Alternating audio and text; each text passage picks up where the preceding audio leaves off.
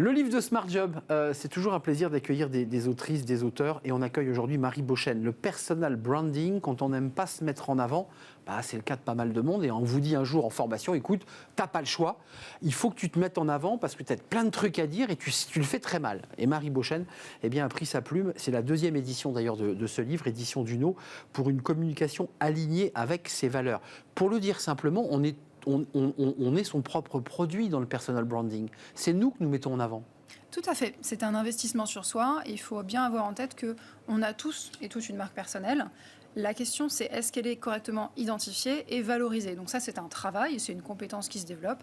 C'est normal de ne pas être très à l'aise avec le sujet de prime abord, mais c'est aussi pour ça que j'ai écrit ce livre, pour apporter un certain nombre de méthodologies aux personnes qui souhaiteraient mieux se présenter, mieux se mettre en avant, valoriser leur travail, leur profil. Ça concerne tous les secteurs d'activité, parce que certains disent, c'est logique, le cinéma, les métiers artistiques, la télévision, bien sûr, mais j'ai l'impression que votre livre s'adresse à aussi quelqu'un qui peut être ébéniste au fin fond du Périgord ou un expert comptable qui se trouve en Île-de-France. Vrai ou pas vrai? Oui, tout à fait. Alors, j'ai jamais travaillé avec un ébéniste au fin fond du Périgord, mais ça pourrait. Ça peut arriver grâce à l'émission. Effectivement. Parce qu'en effet, le principe, c'est qu'aujourd'hui, le monde du travail est en pleine évolution. Donc, ça concerne tous les actifs. Parce que le monde où on a un job à vie, c'est terminé. Donc, finalement, le nombre de fois où on va devoir se présenter, que ça soit tout simplement un tour de table en réunion. Ça arrive au moins une fois par semaine, que ça soit pour pitcher de nouveaux clients, évidemment trouver un nouveau job, on va changer d'entreprise, on va changer de carrière, c'est de plus en plus fréquent, passer du salariat au statut d'indépendant, revenir passer de l'un à l'autre. Et donc, on démultiplie les occasions et les besoins de le faire. Vous faites une synthèse des archétypes, parce que le titre c'est quand on n'aime pas se mettre en avant, mais ça passe quand même aujourd'hui par les réseaux sociaux, le personal branding, parce que ça se faisait avant dans les dîners en ville, on l'a évoqué avant, mais c'est quand même les réseaux, quoi. C'est se mettre en avant sur les réseaux et bien se montrer.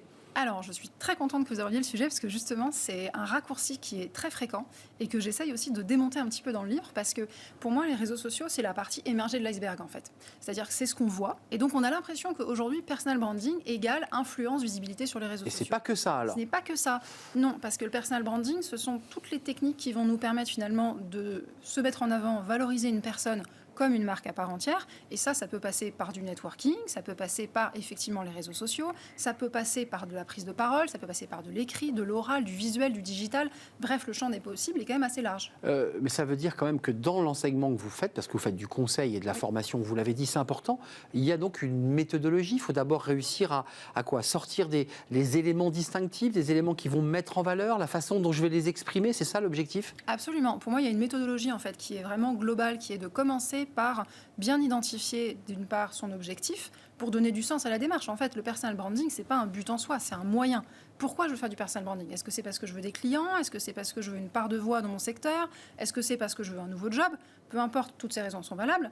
On associe ça aussi avec finalement à qui je veux m'adresser, qui est évidemment en lien avec l'objectif, parce que se rendre visible, c'est bien, mais être visible des bonnes personnes, c'est mieux. Et dans certains cas, balancer du post sur les réseaux sociaux, c'est pas forcément ce qui est le plus efficace. Donc la notion d'audience est très importante. Et le dernier point que je traite beaucoup en profondeur dans le livre, c'est la notion de force individuelle. On a toutes et tous des talents. Savoir la faire émerger. Exactement, la faire émerger et savoir comment on va communiquer. Parce que la communication, c'est des images, c'est des mots, c'est du visuel, c'est de l'oral, c'est tout un tas finalement de manières de communiquer. C'est de l'interpersonnel aussi. Des gens qu'on connaît rencontrent une nouvelle personne, sont à l'aise immédiatement. C'est un talent qu'on peut exploiter. Donc se dire non, je vais me forcer à publier sur les réseaux sociaux alors qu'on a un talent sur le relationnel extraordinaire, c'est quand même dommage. Surtout si l'objectif c'est de trouver un job, a priori c'est plus efficace. Donc on voit bien qu'à travers ce livre, c'est quand même, vous ouvrez beaucoup de portes. C'est très protéiforme ce concept de personal branding. Ça peut effectivement être une manière de se mettre en avant à l'oral et pas seulement sur les réseaux. Et ça, vous allez l'adapter, j'imagine, et vous nous l'expliquez, en fonction des besoins et des personnalités. C'est ce qu'on entend. Absolument. Donc le fil rouge est le même pour tout le monde. Donc objectif, introspection, construction d'un socle de marque personnelle, puis stratégie de mise en visibilité, qui elle va être variable en fonction de la personne. Et donc, c'est important d'avoir en tête que personal branding, dans personal branding, il y a cette notion de personnalisation, il faut que ça soit individualisé. Sinon, on fait de l'authenticité copier-coller, c'est quand même un peu dommage. Et qu'on se sente bien aligné avec ses valeurs. C'est le sous-titre de votre livre, 2e édition, c'est dire que vous voulez arracher ce livre. Marie Beauchesne, c'est l'autrice. Merci d'être venue nous éclairer, puis d'avoir tordu le cou aussi à quelques idées reçues des journalistes, vous savez ce que c'est.